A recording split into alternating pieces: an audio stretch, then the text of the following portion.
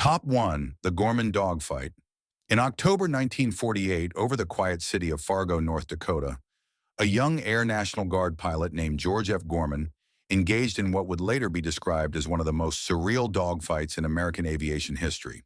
The skies were clear, visibility was excellent, and Gorman was flying solo in his P-51 Mustang during a routine evening training flight.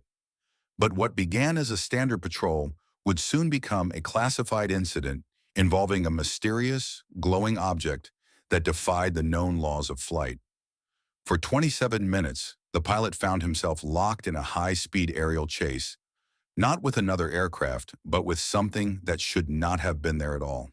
The encounter began at approximately 9 p.m., when Gorman spotted a white light moving rapidly in the airspace around him.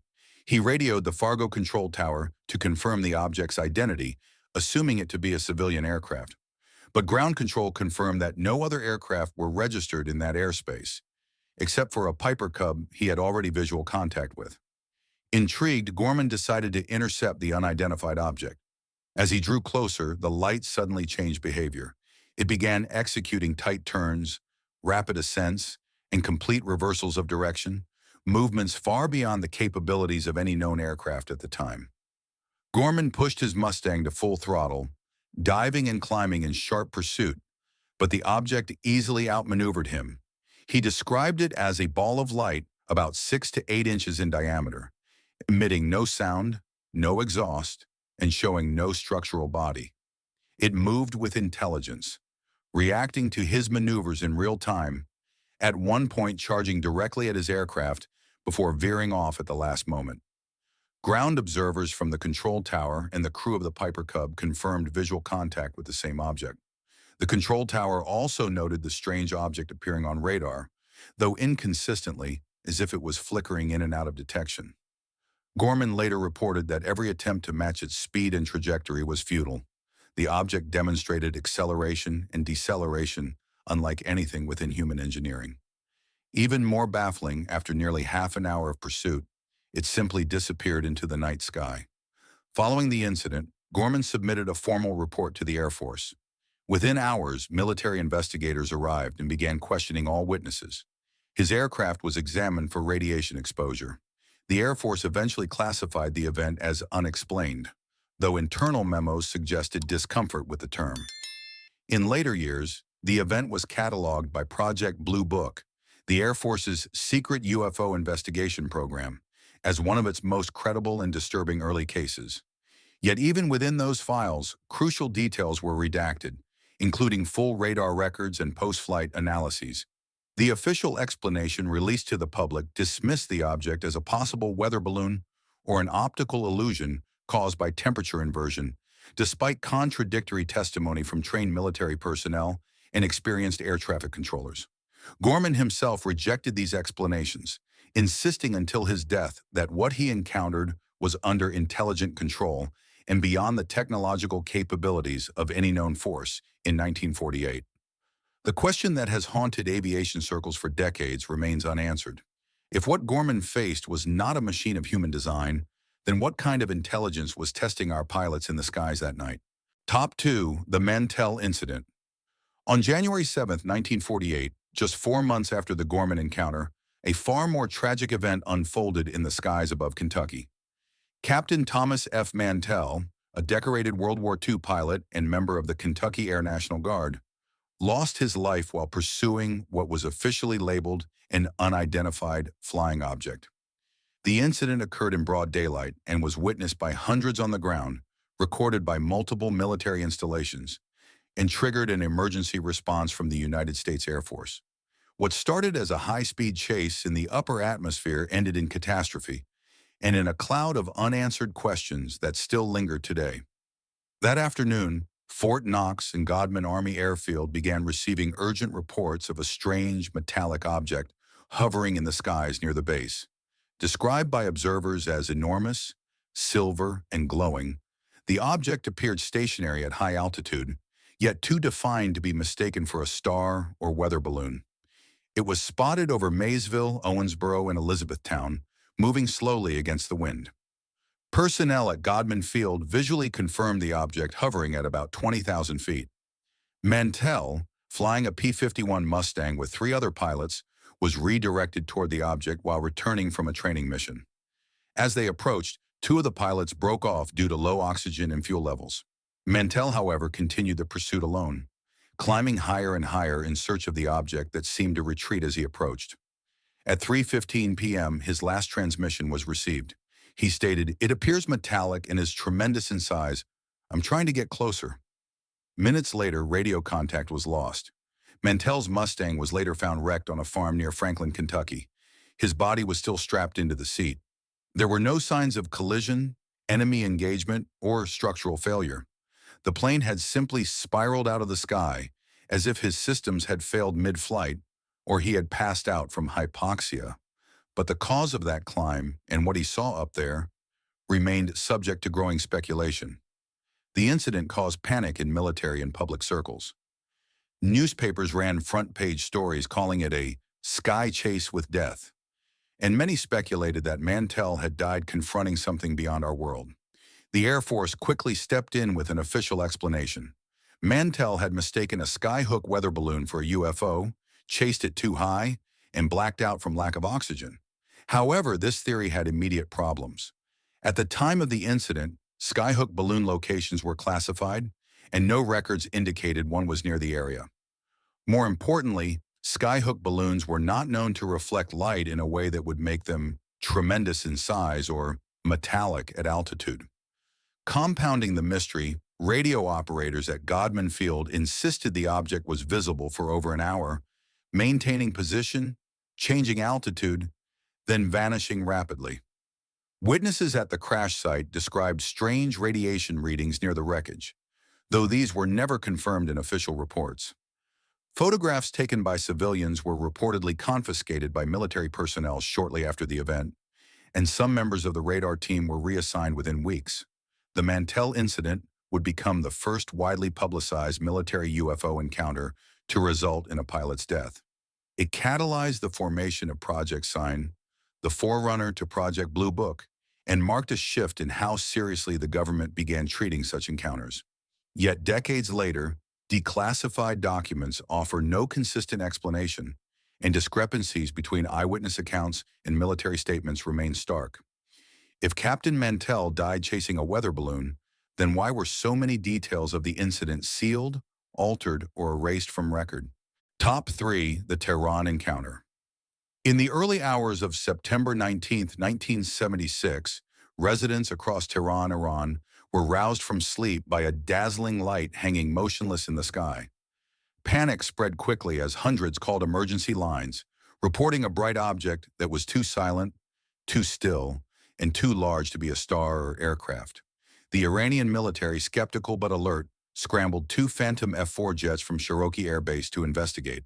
What followed was not only a radar-confirmed interception, but one of the most thoroughly documented aerial encounters with a UFO, where the object appeared to systematically neutralize the fighter jet's electronic systems mid-flight. At approximately 1:30 a.m., the first F-4 ascended into the cold, clear night sky, locking onto the target both visually and via onboard radar. The pilot described the object as radiant, pulsating with intense red, blue, and green light, so bright it was difficult to look at directly. As he closed in, his instruments began to fail. The radar blinked out, communications cut off, flight control systems stuttered. The pilot, fearing for his safety, disengaged and returned to base. Mere minutes later, a second F-4, piloted by Lieutenant Parviz Jafari, launched to continue the pursuit. This second encounter escalated dramatically. Jafari quickly located the object, now stationary over the desert outside Tehran, and approached cautiously. He too acquired it on radar, a solid, unidentifiable return, before his instruments began to flicker. As he maneuvered closer, the UFO suddenly released a smaller glowing object, which accelerated directly toward his aircraft. Interpreting it as a possible attack, Jafari attempted to fire an AIM-9 Sidewinder missile. At that moment, his weapons console went completely dead. Terrified, he broke off and began descending. The glowing orb followed briefly, then veered away and rejoined the main object, which then shot skyward and vanished at impossible speed. Witnesses on the ground, including airport tower staff and military radar operators, confirmed the entire sequence. The original UFO had been visible for nearly an hour. Civilian aircraft in the vicinity also reported communications interference and electrical anomalies. The Iranian Air Force immediately compiled a full report, which, in an unusual twist, was shared with the U.S. Military Assistance Advisory Group in Tehran. What makes the Tehran encounter especially chilling is how thoroughly it was documented. The U.S. Defense Intelligence Agency, DIA, analyzed the incident and described it in a declassified 1976 cable as a case of high reliability involving an outstanding report with electromagnetic effects and equipment malfunction. The document further stated that the object was of an unknown origin and capabilities well beyond current technologies. Skeptics have suggested that the pilots were confused by Venus, or perhaps by celestial phenomena, but such explanations crumble under the weight of the multi-layered evidence. Visual confirmation, radar tracking, instrument disruption, and corroborating ground observations, all consistent with the testimonies of trained military personnel. Despite the overwhelming data, the official stance from both Iranian and American defense bodies remains non-committal. No further investigation was made public. Photographic records taken during the incident were either lost or classified. For a time, Lieutenant Jafari's account was considered too politically sensitive to discuss openly. It wasn't until years later, when the pilot retired and gave interviews abroad, that the fuller story resurfaced. If a hostile foreign aircraft had caused electronic shutdowns in 2 fighter jets and evaded interception with impossible acceleration, it would have triggered international crisis alerts. But in this case, the threat came and went, and the world turned its eyes away. What kind of object disables the most advanced aircraft systems in midair and then disappears without a trace? Top 4. The Japan Airlines encounter. On November 17, 1986, a seasoned Japan Airlines captain named Kenju Terauchi took off from Paris, bound for Tokyo, with a stopover in Anchorage, Alaska. At 5:11 p.m. local time, while flying over eastern Alaska at 35,000 feet, the crew of flight JL-1628 noticed something that would haunt their memories for years to come: a pair of glowing objects rapidly approaching their Boeing 747 cargo jet.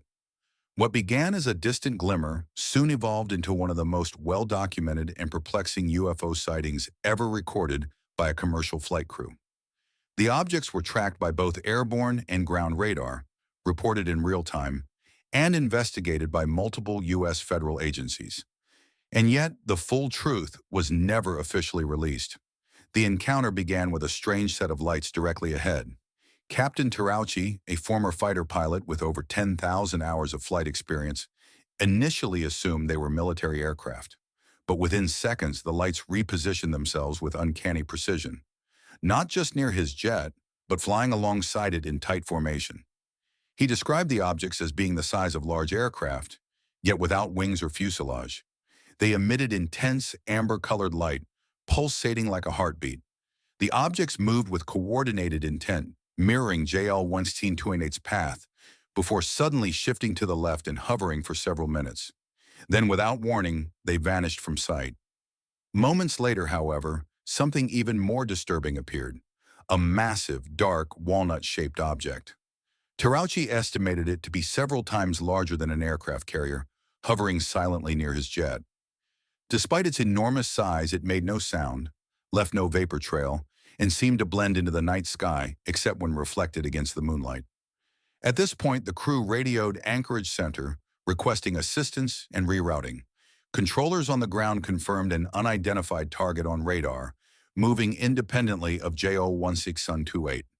A U.S. Air Force radar station at nearby Elmendorf Air Force Base also detected the object.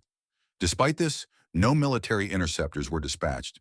Instead, JL-1628 was instructed to make several course changes to evade the UFO, which appeared to follow for over 30 minutes. Eventually, the object disappeared from both visual sight and radar, and the flight landed safely in Anchorage. Captain Terauchi filed a detailed report, including hand-drawn diagrams and descriptions of the object's maneuvers. He noted that the object followed us persistently and that its behavior was far beyond what any human-made aircraft could achieve. The FAA, initially hesitant, conducted an internal investigation. Paul Stoika, the FAA's public affairs officer at the time, later admitted the case was taken seriously and that all radar tapes and voice recordings were handed over to the CIA. Shortly after filing his report, Captain Terauchi was removed from active flight duty without explanation. Officially, he was reassigned for mental evaluation, though his superiors offered no proof of any error or misconduct. Despite pressure from journalists and UFO researchers, the FAA refused to release its full findings, and the radar data was never returned.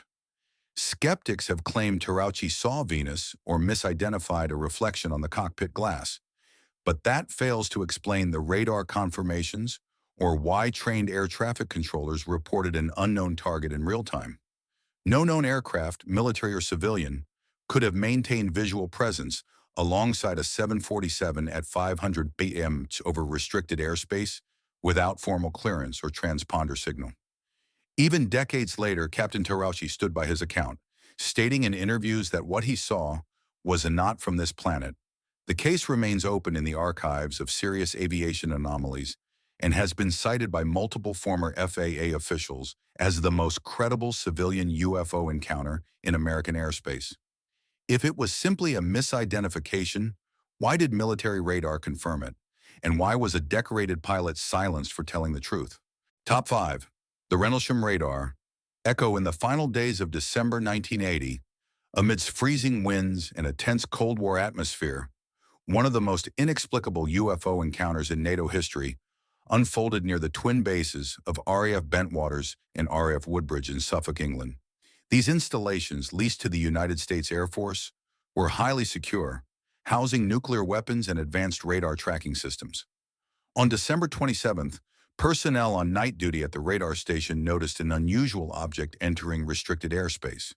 What followed was a convergence of visual contact, radar anomalies, and documented base responses, all centered on an object that moved with terrifying precision, then disappeared without a trace. The object was first picked up on military radar just after 2:00 a.m. It appeared over the North Sea, traveling at several thousand miles per hour, then abruptly slowed to a hover just outside the base perimeter. Its altitude dropped from 60,000 feet to near ground level in under 10 seconds. This kind of maneuver was, and still is, impossible under known aerodynamic principles. The radar operator at RAF Bentwaters, trained to filter out glitches and false returns, later stated under oath that it was a solid target, not a ghost echo. Simultaneously, security personnel stationed outside RAF Woodbridge saw strange, multicolored lights descending into the nearby Rendlesham Forest. Thinking it might be a downed aircraft, a three-man patrol entered the woods. There they reported seeing a metallic, triangular craft resting on three legs, emitting a soft blue glow.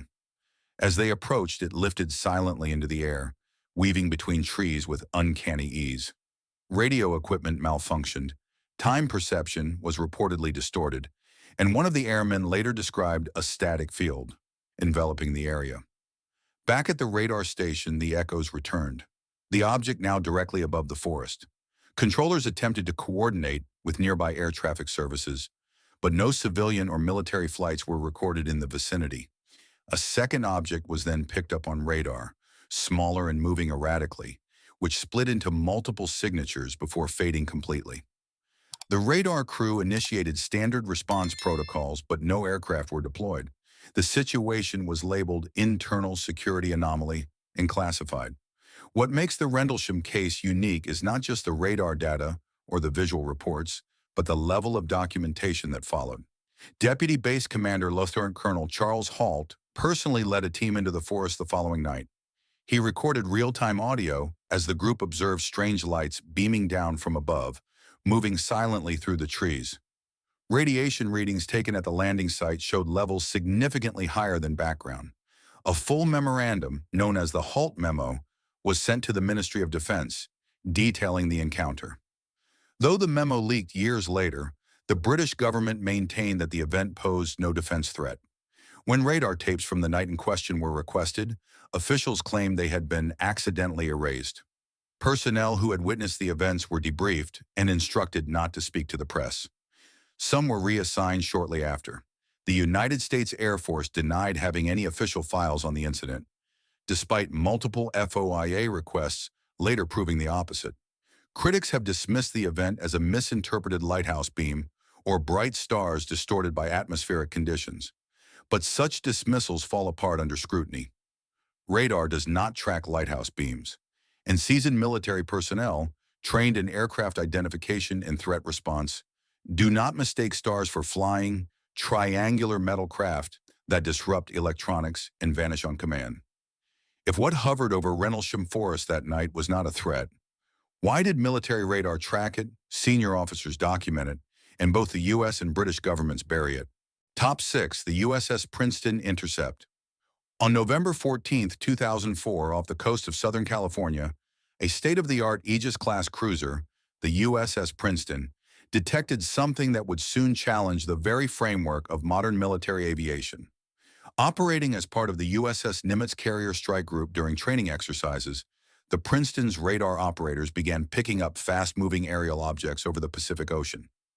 These objects demonstrated flight capabilities that were, in the words of those who witnessed them, far beyond anything in the U.S. or foreign arsenal.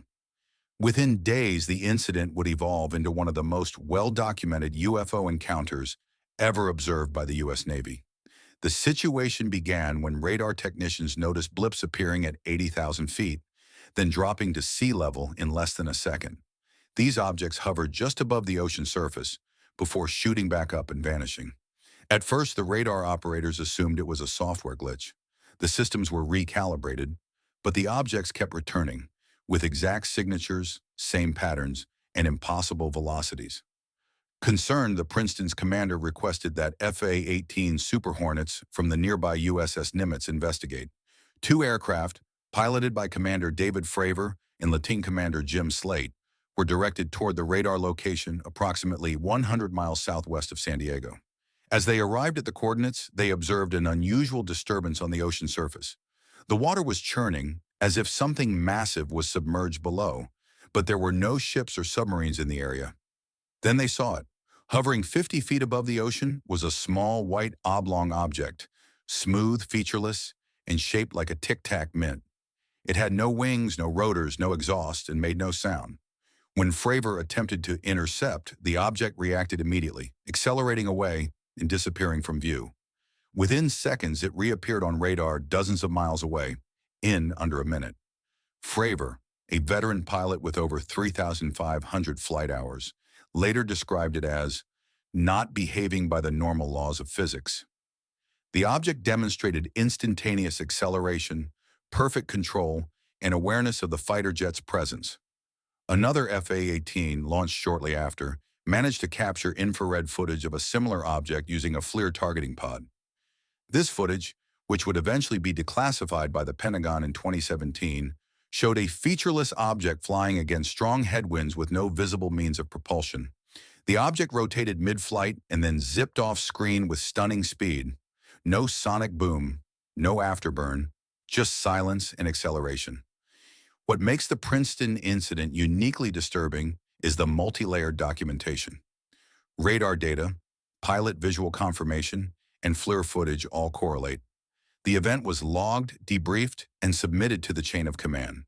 The pilots were questioned by members of a covert intelligence group aboard the USS Nimitz. Then the data tapes, radar logs, FLIR raw footage, and communication recordings were allegedly confiscated by unknown officials and have not been recovered since. Years later, the Pentagon confirmed the event as part of its then-secret Advanced Aerospace Threat Identification Program, AATDP. Commander Fravor and his fellow pilots testified publicly and before Congress, maintaining that the object they encountered was under intelligent control and demonstrated technology not of this earth. No official explanation has ever been offered. Skeptics suggest radar artifacts or misidentified drones, but no drone, in 2004 or even today, can match the instantaneous acceleration and air-to-sea transition behavior observed during this encounter. Moreover, these objects appeared for days, on multiple sensors across various ships. If the Tic-Tac craft wasn't American and wasn't foreign, then who, or what, was demonstrating a level of aerial control that renders our best fighter jets powerless? Top 7, the American 2292 report. On February 21, 2021, in the wide expanse of New Mexico's airspace, Flight 2292 of American Airlines was cruising at 36,000 feet, en route from Cincinnati to Phoenix. It was an ordinary day, clear skies, stable conditions, until a sudden unidentified object hurtled above the jet, moving at what the pilot later described as like a cruise missile. What made this event different from the thousands of false UFO sightings circulating online was not only the pilot's immediate report to air traffic control, but also the fact that the audio was leaked, confirmed, and later acknowledged by both American Airlines and the FAA. For a brief moment, the veil over unexplained aerial phenomena slipped, and behind it was something fast, unmarked, and still unaccounted for. The incident occurred at approximately 1:19 p.m. local time. The pilot radioed Albuquerque Center with an urgent inquiry. "Do you have any targets up here? We just had something go right over the top of," I hate to say this, but it looked like a long cylindrical object that almost looked like a cruise missile, moving really fast, right over the top of us. The transmission was calm but unmistakably serious. The pilot was experienced, having logged thousands of flight hours, and had no known history of exaggeration. Albuquerque Center responded that no objects were visible on radar in the vicinity. No military exercises had been announced. No commercial or private aircraft were cleared in that corridor. The object had neither transponder signal nor flight plan. Almost immediately, independent flight tracking systems confirmed that the American Airlines plane was indeed in the location described, flying above northeastern New Mexico at cruising altitude. Aviation analyst and researcher Steve Douglas, who routinely monitors radio frequencies, had recorded the pilot's audio directly from a receiver. He released the tape online, prompting intense media scrutiny. Within hours, American Airlines confirmed the authenticity of the transmission and admitted the report was real. What followed, however, was a deafening silence. The Federal Aviation Administration issued a statement saying it had no knowledge of any aircraft in the area. The Department of Defense offered no comment. The FBI declined to investigate. No missiles, weather balloons, or drones were reported lost or launched. The region, known for its sparse population and military testing sites, was not hosting any official activity that day. Furthermore, commercial pilots are specifically trained to identify high-speed objects like military jets or rockets. What this pilot reported didn't match the behavior, appearance, or flight signature of any known aerial vehicle. Adding to the intrigue, this incident took place in roughly the same airspace as the 2004 USS Princeton encounter, and not far from the White Sands Missile Range, a facility historically connected to classified weapons testing. Yet no trajectory, launch trail, or sonic boom was detected. Whatever passed over Flight 2292 did so in silence and at extreme speed. Skeptics were quick to speculate, perhaps a drone or even an unannounced missile test gone off course. But the FAA, in its rare moments of transparency, insisted there was nothing on radar and no authorized flights or tests. And since the object left no heat trail or contrail, the possibility of a missile was unlikely without widespread ground detection. Why did no agency step forward to investigate what could easily have been a near collision with a high-speed unidentified object? If it truly posed no threat, why did American Airlines' internal report vanish from public access days later, with employees reportedly warned not to comment further? What kind of craft can fly undetected through restricted skies at high velocity with no identifying features and disappear without triggering a single alarm? Top 8, the Chilean Navy FLIR video. On November 11, 2014, a Chilean Navy helicopter equipped with a state-of-the-art infrared camera recorded something that remains officially unexplained to this day.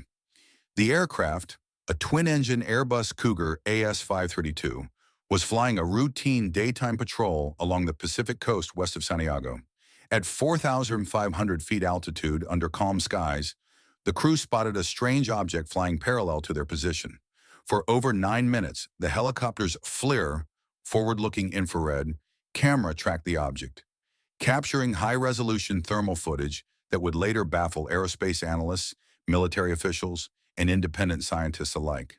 The helicopter's crew consisted of a highly experienced Navy captain and a technician operating the Westcam MX-15 infrared camera system. Both men were trained in identifying civilian and military aircraft and were well-versed in regional air traffic activity. Yet what they observed that day was unlike anything in their flight logs. The object moved at a consistent velocity, maintained altitude, and showed no visible wings, tail, or propulsion system. It emitted intense heat as seen through the FLIR system, yet remained visually invisible to the naked eye. The footage shows a dark, oval-shaped object moving steadily across the sky.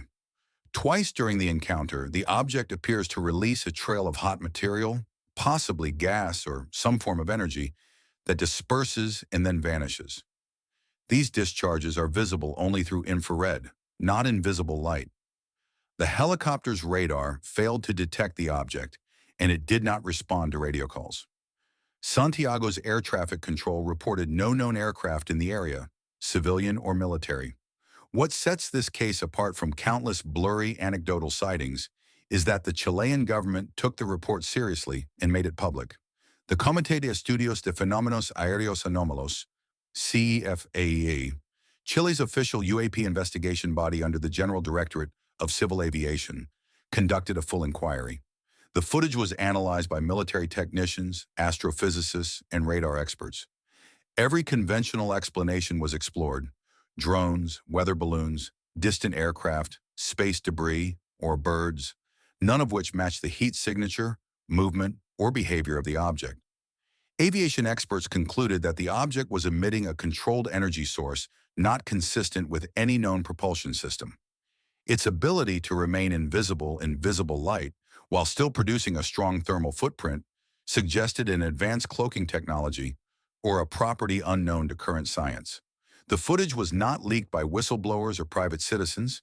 It was declassified and released by the Chilean government in 2017, a rare act of transparency in a world where most UAP footage disappears into classified archives. And yet, despite the evidence, global response was muted. No major government commented. No allied military offered to analyze the footage.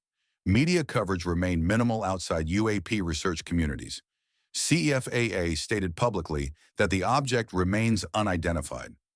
Some skeptics attempted to dismiss the object as a distant airliner reflecting sunlight, but that theory fell apart under thermal analysis.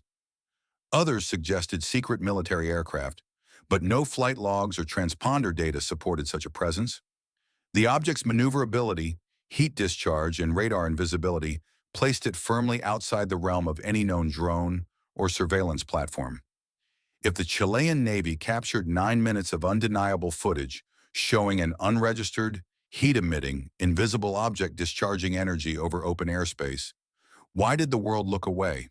What kind of craft reveals its presence only in thermal light, resists radar detection, and releases emissions no one dares to explain? Top 9. The Graves Testimony. Between 2014 and 2015, a squadron of U.S. Navy pilots flying FA-18 Super Hornets off the eastern seaboard of the United States began reporting something that would fundamentally shift the Pentagon's stance on unidentified aerial phenomena. Among them was Lieutenant Ryan Graves, an aerospace engineer and flight instructor with years of operational experience. His account would eventually become one of the most detailed and disturbing testimonies ever delivered before the U.S. Congress. Graves did not describe a single encounter. He described daily encounters with unknown craft that maneuvered dangerously close to military jets in tightly controlled airspace for nearly a year. The events began shortly after new radar and sensor upgrades were installed on the fighter jets operating from Naval Air Station Oceana in Virginia. Pilots quickly noticed bogies, unidentified tracks, appearing on radar with increasing frequency. At first, they assumed they were system errors, but the anomalies persisted. Then the pilots began seeing them with their own eyes. Graves and his squadron reported objects that hovered at 30,000 feet, remained stationary in high winds, then accelerated to hypersonic speeds, without visible means of propulsion or flight control surfaces. Some were spherical, encased in a clear cube. Others appeared as dark, fast-moving shapes that could abruptly change direction or vanish. They didn't follow any known aerodynamic behavior. The objects didn't emit standard radio signals, had no transponders, and showed no exhaust or heat trails. These weren't rare incidents. According to Graves, the sightings became so frequent that pilots would discuss them casually during debriefings. But there was nothing casual about the risk. One near mid-air collision occurred when a Super Hornet came within 100 feet of a hovering object during a training exercise. The pilot filed an official safety report, the first of several. Some of the objects appeared on FLIR sensors, some didn't. Some were seen by multiple pilots simultaneously. Many of the objects hovered or maneuvered directly over restricted military operation zones. Graves and his fellow aviators began raising concerns with their superiors. In response, an internal investigation was initiated, and data was forwarded to the Navy's newly formed UAP task force. But despite mounting evidence, no immediate action was taken. No alerts were issued to commercial air traffic. No defensive postures were ordered. Instead, pilots were unofficially advised not to speak publicly about what they had seen. It wasn't until 2019, 4 years later, that Graves went public with his account in interviews and formal testimony. He described in chilling detail how unknown aerial vehicles operated with impunity in sensitive airspace, sometimes tailing fighter jets during active missions. He appeared before Congress during the 2022 UAP hearings, delivering calm, technical, unemotional testimony. He presented flight logs, radar tracks, and eyewitness statements. Most disturbing of all, he stated, these objects were seen almost every day for at least a year. When asked if the government knew what they were, Graves simply said, if they do, it's not being shared with the pilots whose lives are at risk. Skeptics claimed the objects were drones or radar artifacts. But no drone known to the U.S. military could hover at high altitude, vanish from radar, or perform right-angle maneuvers at Mach speeds. And if they were foreign surveillance craft, why was there no public or classified confrontation?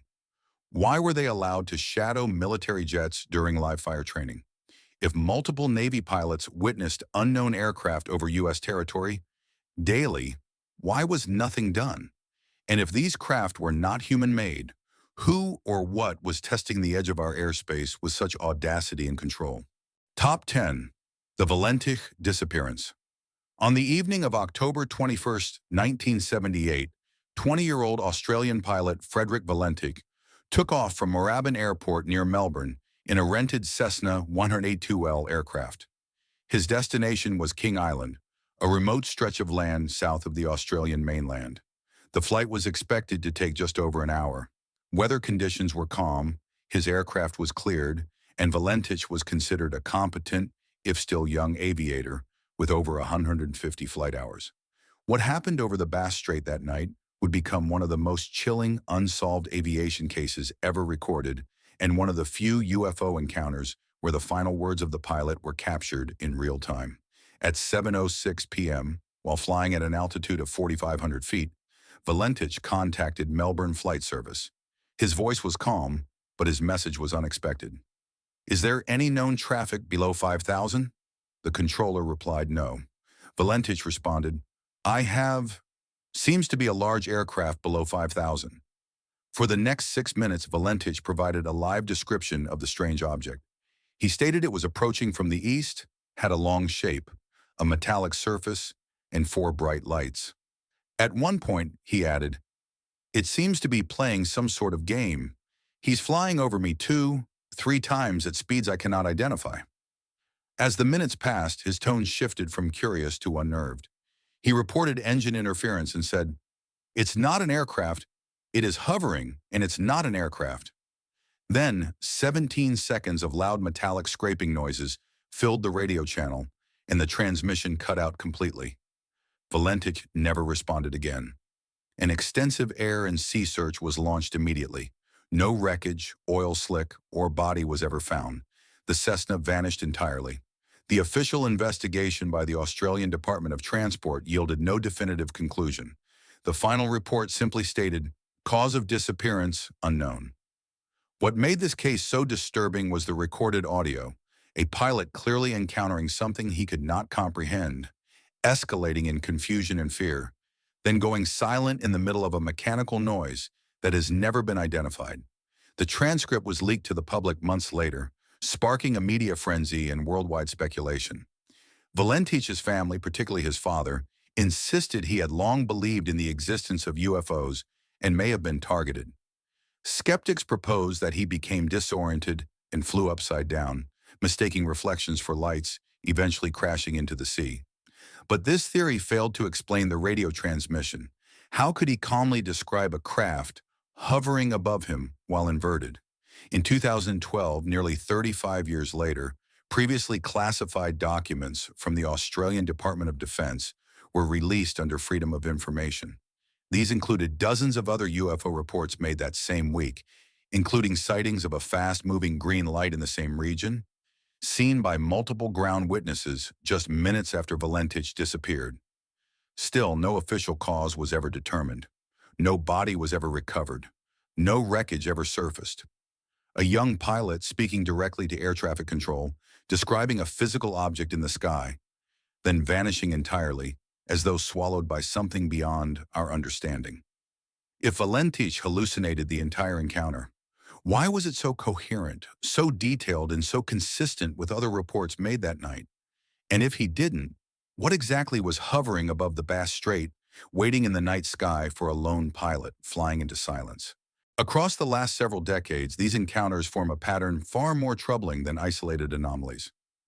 They are not random. They are not singular events. Each case, whether it occurred in the quiet night skies over North Dakota, the restricted airspace off San Diego's coast, or the thermal shadow lines above Chile, reveals a systematic breakdown of how we understand airspace, security, and control. These incidents do not belong to the realm of folklore or conspiracy. They belong to official transcripts, black box recordings, declassified documents, and direct congressional testimony. And yet the silence surrounding them remains deafening. What unites these events is not just the technology involved, the hypersonic speeds, the impossible maneuvers, the radar invisibility, but the institutional reaction. In almost every case, the footage was seized. The radar logs disappeared. The witnesses were silenced, transferred, or told to forget what they saw. When radar operators track objects dropping 80,000 feet in seconds, when pilots report daily encounters with unknown craft, when objects emit thermal trails invisible to the naked eye, and the result is always erasure, that is not negligence. That is orchestration. The systems that protect our skies, military command, intelligence agencies, civil aviation regulators, have not only failed to address these incursions, but have systematically denied, redirected, or buried them. Radar logs have been wiped, voice recordings sealed, testimonies ignored unless delivered under threat of subpoena. Whether this is to avoid panic, preserve national superiority, or protect unknown research, the consequence is the same. Truth is sacrificed, and the unknown is allowed to fly free. And in that suppression, we lose more than answers. We lose potential. What if some of these craft are evidence of physics beyond our understanding? What if propulsion without heat and gravity-defying acceleration could unlock a new age of travel, of medicine, of energy itself? What if the thing hovering silently over Rendlesham Forest was not a threat, but a messenger? Each buried radar report, each pilot reassigned, each video redacted is a piece of humanity's future discarded. We are not merely hiding secrets from each other. We are allowing fear, politics, and control to smother the pursuit of knowledge itself. And the pattern continues. Today, reports still emerge. More frequent, more documented, and more brazen. Whistleblowers are stepping forward. Congress is holding hearings. But every revelation seems to arrive with a curtain still drawn, another blank in the record, another file marked missing. Because maybe the most dangerous question isn't, what are these things? But rather, why are we still not allowed to know? If these accounts have changed the way you look at the shadows in our skies, please subscribe and like the channel. We are dedicated to excavating the history they have tried to bury. Help us plant the seeds of the future. The next vault of secrets will be opened very soon.